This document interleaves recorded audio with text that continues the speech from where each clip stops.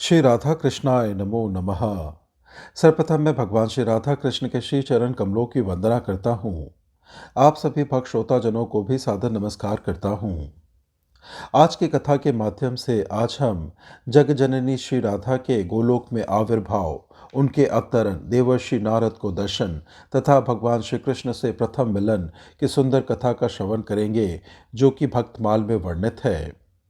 आप सभी से अनुरोध है कि इस कथा का श्रवण परम भक्ति भाव से, एकाग्रता से तथा श्री राधा रानी के चरण कमलों का ध्यान करते हुए श्रवण करें। यह कथा कुछ इस प्रकार से है। कल्प का आरंभ है। आदि पुरुष श्री कृष्णचंद्र गोलोक के सुरम्य रास मंडल में विराजित हैं। गोलोक विहारी का अनंत ऐश्वर्य झांक कर देख रहा है। आज अभिनय आरंभ होने का समय हुआ या नहीं।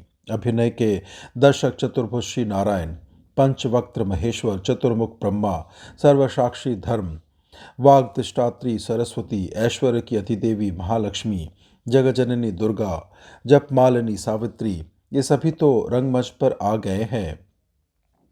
लीला सूत्रधार श्री गोविंद भी उपस्थित है, पर सूत्रधार के प्राण सूत्र जिनके हाथ है वे अभी नहीं आई।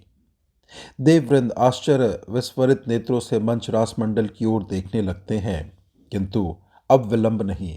देवों ने देखा, गोलोक विहारी श्री गोविंद श्री कृष्णचंद्र के वाम पार्श्व में एक कंपन सा हुआ। नहीं नहीं, ओह, एक कन्या का आविर्भाव हुआ है। अतीत, वर्तमान, भविष्य का समस्त सौंदर्य पूंजीभूत होकर सामने आ गया है। आयु 16 वर्ष की है। सुकोमलतम अंग यौवन भार से दबे जा रहे हैं। बंधु जी पुष्प जैसे अरुण अधर है। उज्ज्वल दर्शनों की शोभा के आगे मुक्ता पंक्ति की अमित शोभा तुक्ष है बन जा रही है। शरतकालीन कोटि राका चंद्रों का सौंदर्य मुख पर नाच रहा है। ओह, उस सुंदर सीमांत की शोभा वर्णन करने की सामर्थ्य किसमें है। चारु पंकज लोचनों का सौंदर्य कौन बताए। सुठाम नासा, सुंदर चंदन चित्रित गंड युगल, इनकी तुलना किससे करे। कर्ण युगल रत्न भूषित है। मणिमाला, हीरक कंठहार, रत्न केयूर, रत्न कर्ण, इनसे श्री अंगों पर एक किरण जाल फैला है। भाल पर सिंदूर बिंदु कितना मनोहर है। मालती माला विभूषित है। सुसंस्कृत केशपाश, उनमें सुगंधित कबरी भार की सुषमा कैसी निराली है। स्थल पंकजों की शोभा तो सिमटकर इन युगल चरण तलों में आ गई है। चरण विनयास हंस को लज्जित कर रहा है। अनेक आभरणों से विभूषित श्री अंगों से सौंदर्य की सरिता प्रवाहित हो रही है। रूप धर्षित हुए देववृंद इस सौंदर्य को देखते ही रह गए। श्री कृष्णचंद्र के वाम पार्श्व से आविर्भूत यह कन्या, यह सुंदरी ही श्री राधा है। राधा नाम इसलिए हुआ कि रास मंडल में प्रकट हुई तथा प्रकट होते ही पुष्प चयन कर श्री कृष्ण चंद्र के चरणों में अर्ध समर्पित करने के लिए धावित हुई, यह दौड़ी। उसी समय इन्हीं श्री राधा के लोमकूपों से लक्ष कोटि गोप सुंदरियां प्रकट हुई। वास्तव में तो यह आविर्भाव की लीला प्रपंच की दृष्टि से ही हुई, अन्यथा प्रलय, सृजन, फिर संहार, फिर सृष्टि, इस प्रवाह से उस पार श्री राधा की राधा कांति की लीला, उनका नित्य निकुंज विहार तो अनादिकाल से सपरिकर नित्य दो रूपों में प्रतिष्ठित रहकर चल रहा है एवं अनंत काल तक चलता रहेगा। प्रलय की छाया उसे छू नहीं सकेगी। सृजन का कंपन उसे उद्वेलित नहीं कर सकता।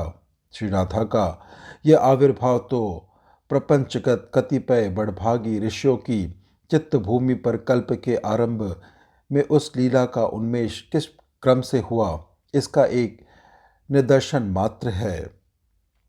अब रासेश्वरी श्री राधा के भारतवर्ष में अवतरित होने की भूमिका कैसे बनी, उनके नित्य रास की नित्य निकुंज लीला की एक झांकी दर्शन करते हैं।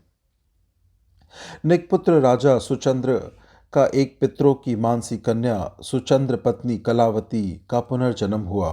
सुचंद्र तो वृषभानु गोप के रूप में उत्पन्न हुए एवं कलावती कीर्तिदा गोपी के रूप में। यथा समय दोनों का विवाह होकर पुनर्मिलन हुआ। एक तो राजा सुचंद्र हरि के अंश से ही उत्पन्न हुए थे। उस पर उन्होंने पत्नी सहित दिव्य 12 वर्षों तक तप करके ब्रह्मा को संतुष्ट किया था। इसलिए कमल योनिनी ही यह वर दिया था। द्वापर के अंत में स्वयं श्री राधा तुम दोनों की पुत्री बनेगी।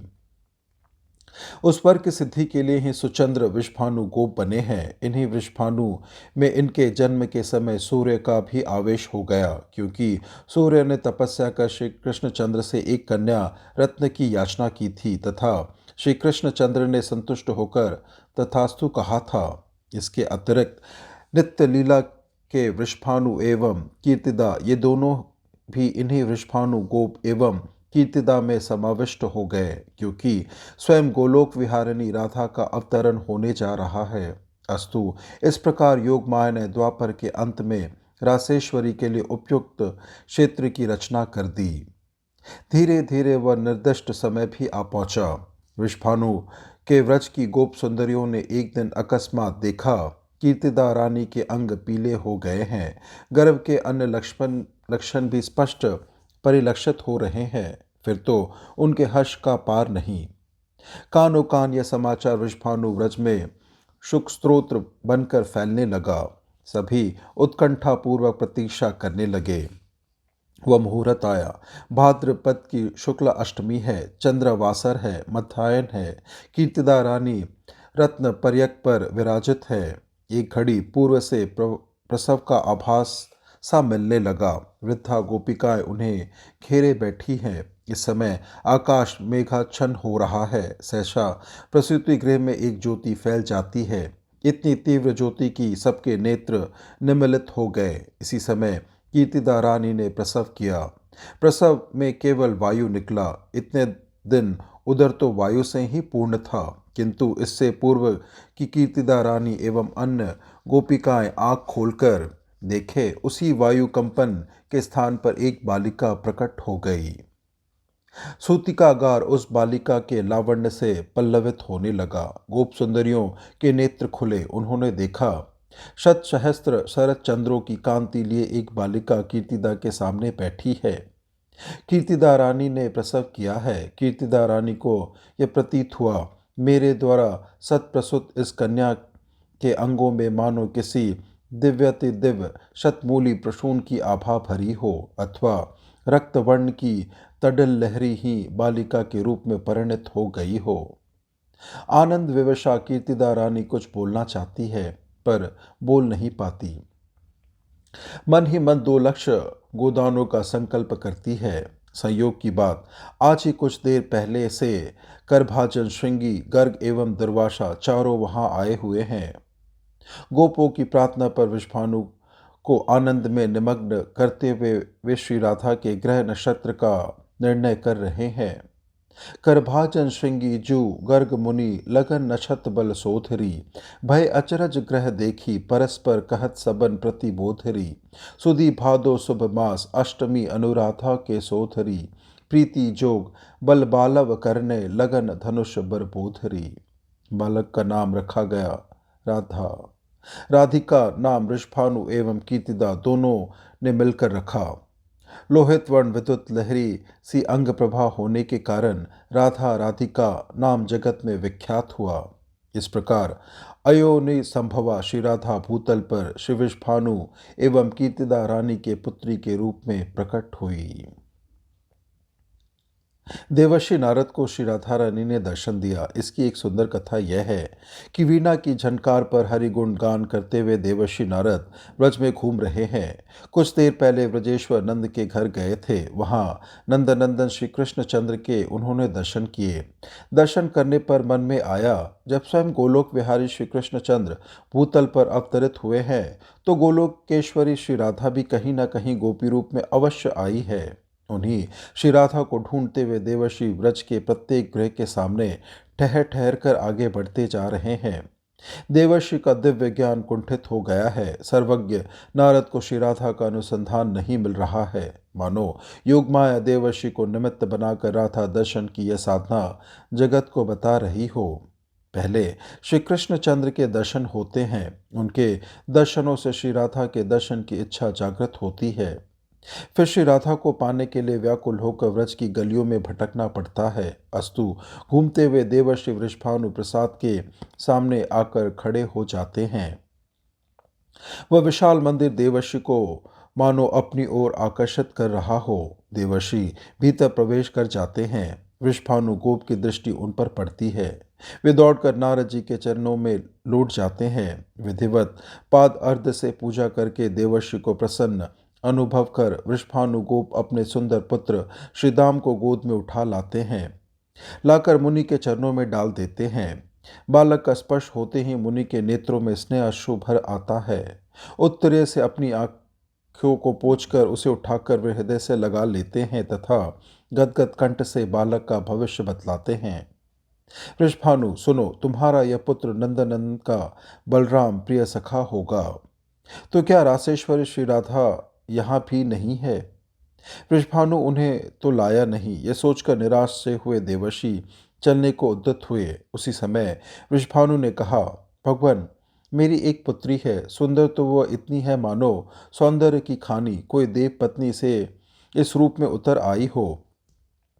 पर आश्चर्य यह है कि वह अपनी आंखें सदा निमिलित रखती है। हम लोगों की बातें भी उसके कानों में प्रवेश नहीं करती, उन्मादिनी से दिखती है। इसलिए हे भगवतम, आपके श्री चरणों में मेरी यह प्रार्थना है कि एक बार अपनी सुप्रसन्न दृष्टि उस बालिका पर भी डालकर उसे प्रकृतिस्थ कर दे।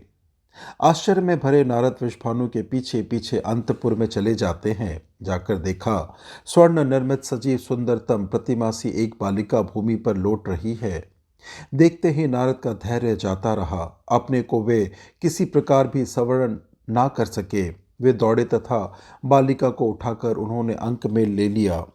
एक परमानंद सिंधु की लहरें देवर्षि को लपेट लेती है। उनके प्राणों में अनंत अनुभूतिपूर्व का एक अद्भुत प्रेम का संचार हो जाता है।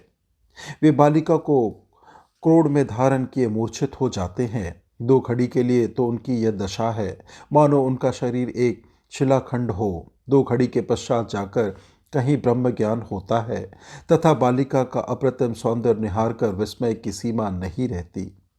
वे मन ही मन सोचने लगते हैं, ओह, ऐसे सौंदर्य के दर्शन मुझे तो कभी नहीं हुए। मेरी अबाध गति है, सभी लोकों में स्वच्छंद विचरता हूँ। ब्रह्मलोक, रुद्रलोक, इंद्रलोक, इनमें कहीं भी इस शोभा सागर का एक बिंदु भी मैंने नहीं देखा। महामाया भगवती के मैंने दर्शन किए हैं, उनका सौंदर्य चराचर मोहन है, किंतु इतनी सुंदर तो वे भी नहीं। लक्ष्मी, सरस्वती, कांति, विद्या आदि सुंदरियाँ तो इस सौंदर्य पुंज की छाया भी छू नहीं पाती। विष्णु के हर विमोहन उस मोहिनी रूप को भी मैंने देखा है, पर इस अतुल रूप की तुलना में वह भी नहीं।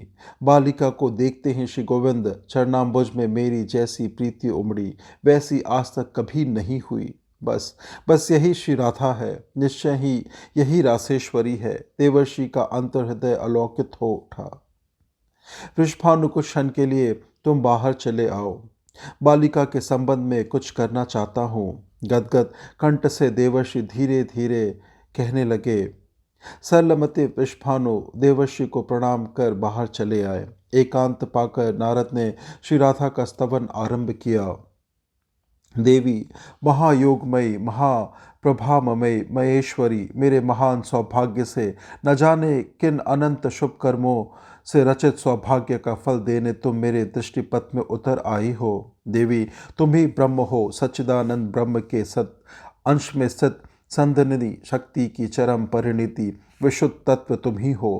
विशुद्ध सत्वमयी तुम में ही चिदंश की संवित शक्ति, संवित की चरम परिणति, विद्यात्मिका पराशक्ति, ज्ञान शक्ति भी निवास है। तुम ही आनंद अंश की हलादिनी शक्ति, हलादिनी की भी चरम परिणति महाभाव रूपिणी हो। आश्चर्य वैभव भावमयी, तुम्हारी एक कला का भी ज्ञान ब्रह्म रुद्र तक के लिए कठिन है। फिर योगेंद्रगण के ध्यान पथ में तो तुम आ ही कैसे सकती हो? मेरी बुद्धि तो यह कह रही है कि इच्छा शक्ति, ज्ञान शक्ति, क्रिया शक्ति, ये सभी तुम ईश्वरी के अंश मात्र है। श्री कृष्णचंद्र की आनंद रूपिणी शक्ति तुम ही हो, तुम ही उनकी प्राणेश्वरी हो, इसमें कोई संशय नहीं। निश्चय ही तुम्हारे ही साथ श्री कृष्णचंद्र वृंदावन में क्रीड़ा करते हैं। ओह देवी, जब तुम्हारा कौमार रूप ही ऐसा विश्व विमोहन है, तब वह तरुण रूप कितना विलक्षण होगा। कहते कहते नारद का कंठ रुद्ध होने लगता है। प्राणों में श्री राधा के तरुण रूप को देखने की प्रबल उत्कंठा भर जाती है। वे वहीं पर टंगे मणिल पालने पर श्री राधा को लिटा देते हैं तथा उनकी ओर देखते हुए बारंबार प्रणाम करने लगते हैं। तरुण रूप से दर्शन देने के लिए प्रार्थना करते हैं। नारद के अंतर्हृदय में मानो कोई कह देता है, देवर्षि श्री कृष्ण की वंदना करो, तभी श्री कृष्ण प्रियतमा के नेत्र तुम्हारी ओर फिरेंगे। देवर्षि श्री कृष्ण चंद्र की जय जयकार कर उठते हैं। बस इसी समय दृश्य बदल जाता है। मंडल पालने पर विराजित वृषभानु कुमारी अंतर्हित हो जाती है तथा नारद के सामने किशोर श्री राधा आविर्भाव हो जाती है। इतना ही नहीं, दिव्य भूषण वसंत से सज्जित अग्नित सख्या भी वहां प्रकट हो जाती है। श्री राधा को घेर लेती है। वह रूप, वह सौंदर्य नारद के नेत्र निमेष शून्य पर एवं अंग निश्चेष्ट हो जाते हैं, मानो नारद सचमुच अंतिम अवस्था में पहुंच गए हो। राधा चरणाम्बिका स्पर्श कराकर एक सखी देवर्षि को चैतन्य करती है और कहती है, मुनिवर, अनंत सौभाग्य से श्री राधा के दर्शन तुम्हें हुए हैं। महाभागवतों को भी इनके दर्शन दुर्लभ है। देखो, ये अब तुम्हारे सामने फिर अंतर्हित हो जाएंगी। प्रदक्षिणा करके नमस्कार कर लो। जाओ, गिरिराज परिसर में कुसुम सरोवर के तट पर एक अशोकलता फूल रही है, उसके सौरभ से वृंदावन सुवसित हो रहा है। वहां उसके नीचे हम सबों को अर्धरात्रि के समय देख पाओगे। श्री राधा का वो कैशोर रूप अंतर्हित हो गया। बाल्य रूप से रत्ना पालने पर वे पुनः प्रकट हो गए। द्वार पर खड़े वृषभानु प्रतीक्षा कर रहे थे। जय जयकार की ध्वनि सुनकर आश्चर्य कर रहे थे। अश्रुपूरित कंठ से देवर्षि ने पुकारा। वे भीतर आ गए। देवर्षि बोले, वृषभानु, इस बालिका का यही स्वभाव है। देवताओं की सामर्थ्य नहीं कि वे इसका स्वभाव बदल दे, किंतु तुम्हारे भाग्य की सीमा नहीं। जिस गृह में तुम्हारी पुत्री के चरण चिन्ह अंकित है, वहां लक्ष्मी सहित नारायण समस्त देव नित्य निवास करते हैं। यह कहकर स्खलित गति से नारद चल पड़ते हैं। वीणा में राधा यशोगान की लहरी भरते आंसू बहाते हुए वे अशोक वन की ओर चले गए। उसी दिन कीर्तिदा रानी की गोद में पुत्री को देखकर प्रेम विवश हुए वृषभानु लाड़ लड़ाने लगे। नारद के गान का इतना सा अंश वृषभानु के कान में प्रवेश कर गया था। जय कृष्ण मनोहारिण जानकर नहीं लाड़ लड़ाते समय यो ही उनके मुख से निकल गया, जय कृष्ण मनोहारिण। बस भानु कुमारी श्री राधा आंखें खोलकर देखने लगी। वृषभानु के हर्ष का पार नहीं। कीर्तिदा आनंद में निमग्न हो गई। उन्हें तो पुत्री को प्रकर्षित करने का मंत्र प्राप्त हो गया। इससे पूर्व जब जब नंद गोहिनी यशोदा कीर्तिदा से मिलने आई है, तब तक भानु कुमारी ने आंखें खोल खोल कर देखा है। आगे भगवान श्री कृष्ण चंद्र से श्री राधा रानी के प्रथम मिलन की सुंदर कथा है, जो इस प्रकार से है। एक दिन की बात है, भांडेर वन में एक वट के नीचे व्रजेश्वर नंद श्री कृष्ण चंद्र को गोद में लिए खड़े हैं। अचानक काली घटाएं घिर जाती हैं। वन में अंधकार छा जाता है। वायु बड़े वेग से बहने लगती है। तरुलताएं कांप उठती है। कदम्ब तमाल पत्र छिन्न होकर गिरने लगते हैं। नंद बाबा को चिंता हो रही है कि श्री कृष्ण की रक्षा कैसे हो। गोपों का गोचारण निरीक्षण करने वे आ रहे थे। श्री कृष्णचंद्र साथ चलने के लिए मचल गए। किसी प्रकार नहीं माने, रोने लगे। इसलिए वे उन्हें साथ ले आए थे। वहां वन में आने पर गोरक्षकों को तो उन्होंने दूसरे वन की गाय एकत्र वहीं ले आने के लिए भेज दिया। स्वयं उन गायों की संभाल के लिए खड़े रहे।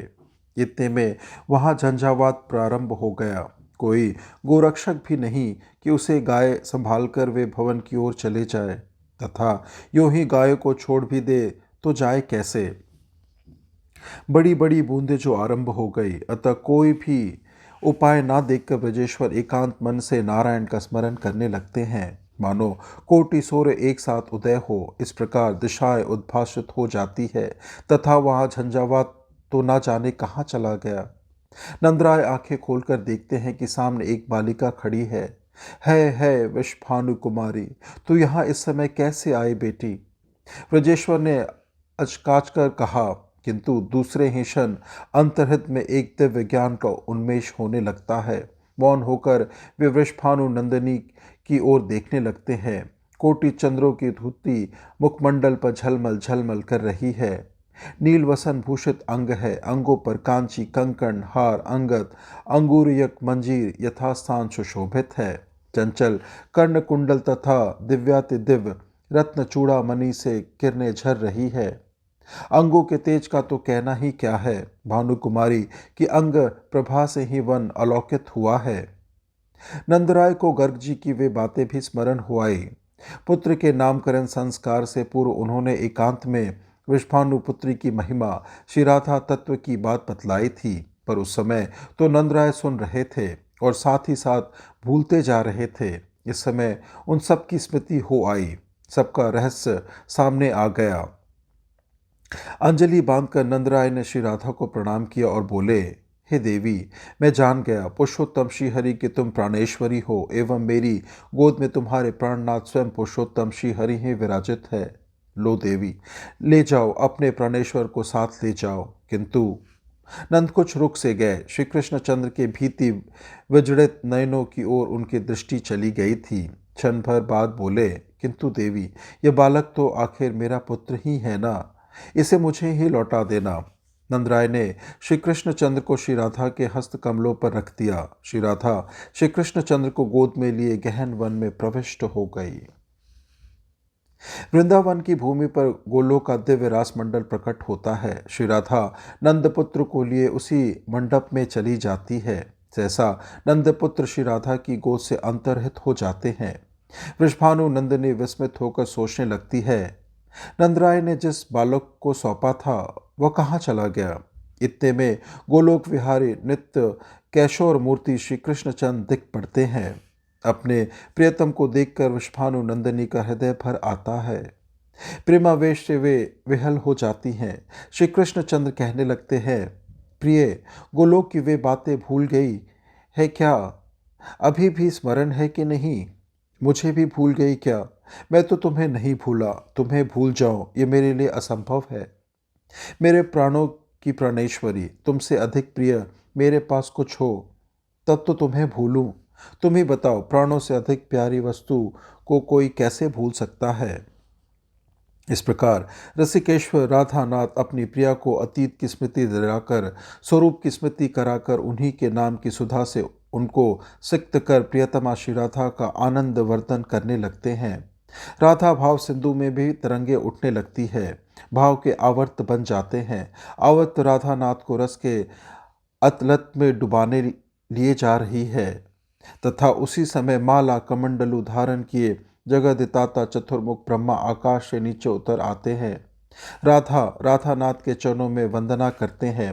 पुष्कर तीर्थ में 60,000 वर्षों तक विधाता ने श्री कृष्णचंद्र की आराधना की। राधा चरणारविंद दर्शन का वर प्राप्त किया था। उसी वर की पूर्ति के लिए एवं राधानाथ की मनोहारिणी लीला में एक छोटा सा अभिनय करने के लिए योग माया प्रेरित वे ठीक उपयुक्त समय पर आ जाते हैं। अस्तु, श्री राधा एवं राधानाथ को प्रणाम कर दोनों के बीच में विधाता अग्नि प्रज्वलित करते हैं। अग्नि में विधिवत हवन करते हैं। फिर विधाता के द्वारा बताए हुए विधान से स्वयं रासेश्वर हवन करते हैं। इसके पश्चात रासेश्वर दोनों ही 7 बार अग्नि प्रदक्षिणा करते हैं, अग्निदेव को प्रणाम करते हैं। विधाता की आज्ञा मानकर श्री राधा एक बार पुनः हुतासन प्रदक्षिणा करके श्री कृष्णचंद्र के समीप आसन ग्रहण करती है। ब्रह्मा श्री कृष्णचंद्र को श्री राधा का पानी ग्रहण करने के लिए कहते हैं तथा श्री कृष्णचंद्र राधा हस्त कमलों को अपने हस्त कमल पर धारण करते हैं। हस्त ग्रहण होने पर श्री कृष्णचंद्र ने 7 वैदिक मंत्रों का पाठ किया। इसके पश्चात श्री राधा अपना हस्त कमल श्री कृष्ण वक्षस्थल पर एवं श्री कृष्णचंद्र अपना हस्तपंख श्री राधा के पृष्ठ देश पर रखते हैं तथा श्री राधा मंत्र समूह का पाठ करती है। आजानुलंबित दिव्यातिदिव्य परिजात निर्मित कुसुम लता श्री राधा श्री कृष्णचंद्र को पहनाती है एवं श्री कृष्णचंद्र सुंदर मनोहर वनमाला श्री राधा के गले में डालते हैं। यह हो जाने पर कमलोद्भव श्री राधा को श्री कृष्णचंद्र के वाम पार्श्व में विराजित कर दोनों के अंजलि बांधने की प्रार्थना कर दोनों के द्वारा 5 वैदिक मंत्रों का पाठ कराते हैं। अनंतर श्री राधा श्री कृष्णचंद्र को प्रणाम करती है। जैसे पिता विधिवत कन्या दान करे, वैसे सारी विधि संपन्न करते हुए विधाता श्री राधा को श्री कृष्ण चरण कमलों में समर्पित करते हैं। आकाश दुंदुभि, पटह, मुरज आदि देव वाद्यों की ध्वनि से निनादित होने लगता है। आनंद निमग्न देववृंद परिजात पुष्पों की वर्षा करते हैं। गंधर्व मधुर गान आरंभ करते हैं। अप्सराएं मनोहर नृत्य करने लगती है। व्रजगोप के व्रज सुंदरियों के सर्वथा अनजाने में ही इस प्रकार वृषभानु नंदनी एवं नंदनंदन की विवाह लीला संपन्न हो गई। भांडीर वन के उन निकंजों में रस की तरंगिनी बह चली। रासेश्वरी श्री राधा, रासेश्वर श्री कृष्ण दोनों ही आनंद विभोर होकर उसमें बह चले। जब इस स्रोत में अन्य रस धाराएं आकर मिलने लगी, भाव संधि का समय आया, तो श्री राधा को बाह्य ज्ञान हुआ। वृषभानु नंदिनी देखती है, मेरी गोद में नंदराय ने जिस पुत्र को सौंपा था वह तो है, शेष सब स्मृति मात्र। श्री कृष्णचंद्र की वह कैशोर मूर्ति अंतर्हित हो गई, पुनः वे बालक रूप में हो गए। नंदन को श्री राधा यशोदा रानी के पास ले जाती है। मैया, वन में झंझावत आरंभ हो गया था। बाबा बोले, तू इसे ले जा, घर पहुंचा दे, बड़ी वर्षा हुई है, देखो मेरी साड़ी सर्वथा भीग गई है।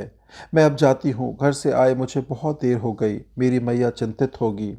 श्री कृष्ण को संभाल लो, यह कहकर वृषभानु नंदिनी ने श्री कृष्णचंद्र को यशोदा रानी की गोद में रख दिया और स्वयं वृषभानुपुर की ओर चल पड़ी। यशोदा रानी ने देखा, साड़ी वास्तव में सर्वथा आर्त है। प्रबल उत्कंठा हुई कि दूसरी साड़ी पहना दूं, किंतु मैया का शरीर निश्चेष्ट सा हो गया। ओह, कीर्तिदा की पुत्री इतनी सुंदर है। मैया इस सौंदर्य प्रतिमा की ओर देखती ही रह गई और प्रतिमा देखते देखते उपवन के लता जाल में जा छिपी। वहां भांडीर वन में ब्रजेश्वर नंद को इतनी ही स्मृति है कि वर्षा का ढंग हो रहा था। भानु कुमारी के साथ मैंने पुत्र को घर भेज दिया है। इस प्रकार से भक्तमाल ग्रंथ में वर्णित श्री राधा रानी के आविर्भाव, श्री नारद जी से को उनको प्रथम दर्शन देना तथा भगवान श्री कृष्णचंद्र के मिलन की सुंदर कथा यहीं संपन्न होती है।